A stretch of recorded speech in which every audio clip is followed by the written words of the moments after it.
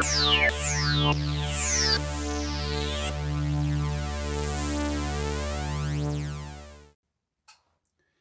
up, everyone? Welcome back to the Nascent Toy Collector, presented by Infinite Collectibles and the Blitzkrieg Podcast.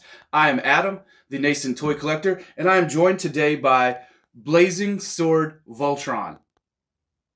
So if you're not familiar with Voltron, Voltron was an animated series that ran from 84 to 85 and was a redubbed Japanese show. It was an anime originally, and they kind of took 2 or 3 different shows and made Voltron. Now, you can watch that complete history over on Toy Galaxy. That's where I watched it. They have an amazing video on where Voltron came from. Now, for me personally, I don't remember exactly when I got into Voltron. I just know I was pretty young, 84, 85 when it aired. I mean, I was like 3 or 4 years old. But I think it's the aesthetic that really captured my imagination and my attention. It's a very colorful property. I mean, just look at Voltron. He looks cool as fuck. There's no way to deny that he looks awesome.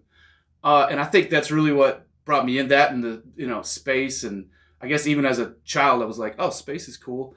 And honestly, it's had a lot of life since the 80s. Most recently, in 2016, there was a reboot of it on Netflix that I watched with my kids, and even they loved it. So who doesn't like giant robots mixing it up with giant creatures? It's a lot like Power Rangers and stuff, of that nature. So really cool. Now, I can't recall as a child having the little lions that you could actually put together to make Voltron.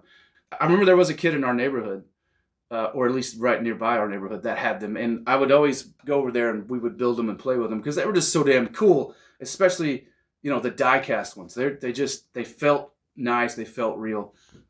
They felt really cool. Now, I didn't have those that I can remember. It was the 80s, which is a long time ago at this point. But what I do remember is that my mom and dad got me a giant Voltron that was like 3 feet tall, maybe 2.5 feet tall, and it was remote controlled. And I remember absolutely loving that thing. That thing was awesome. It was one of my favorite toys just to look at. Like I said, visually, Voltron's very impressive. So I had a real connection to the brand. And as a nascent toy collector, I was thinking, what would I like to collect? And of course, the issue with toy collecting you find really fast is that this shit costs money. Lots of money for certain things, particular things. And I like to watch Spectre Creative's channel. Spectre Creative was a brand manager for Masters of the Universe Classics, and he also just worked at Mattel, Matty Collector being one of his things. And I learned from one of his videos that Mattel had at one point held the license to Voltron.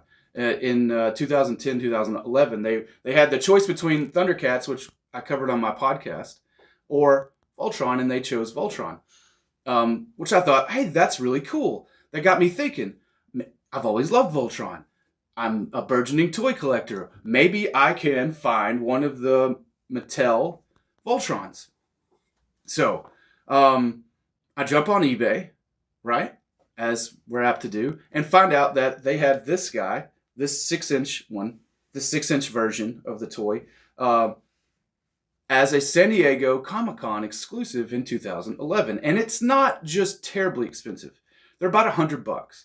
On eBay, give or take. Shipping can make it $110, $120. Well, I'm on there, I'm looking, and I think, I found a good one. Like, look at this price. This is a good price. I think it was like $65. I read the description, and I just pulled the trigger, right? Well, I'm making this video to kind of illustrate the treacherous landscape of being a toy collector. Now, in my excitement, I glossed over the fact that the description clearly says the blazing sword is not here. You can look at this guy and you can see he's got his hands like this and there's nothing between them. If you can recall the beginning of the show, especially the 80s show, I don't remember how the 2016 one started. he puts his hands together and he pulls apart, and he has his sword energy's crackling, and that's how he forms his sword. Well, that's what this figure is supposed to be doing, and you can clearly see there's no sword in there. So, in my haste, in my excitement, I went ahead and bought a figure that's not complete, which is my bad. And it's it's like a landmine that, we collectors, we can get so excited that we make mistakes. And this represents my biggest mistake. Now, it's my biggest mistake so far.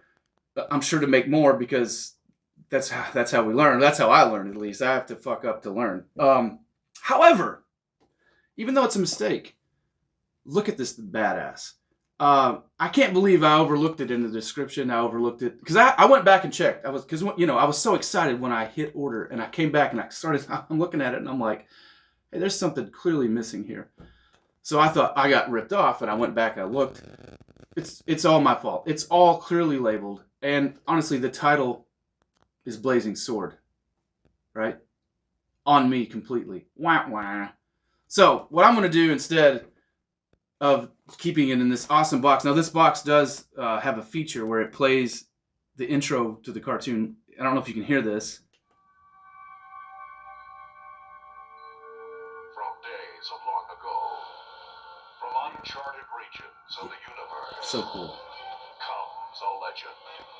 The legend of Voltron, defender of the universe. Anyway, it's a really cool box. I hate to discard it, but honestly, I want what's inside. So without the blazing sword, I'm just going to open this bad boy up and just display him. That's what I wanted anyway. I really have a hard time keeping things in box. Thanks for watching. Please like and subscribe. Liking the video actually helps it show up on other people's feeds that are into toys and things like that. And continue tuning in for more from Infinite Collectibles and the Nascent Toy Collector. Peace out.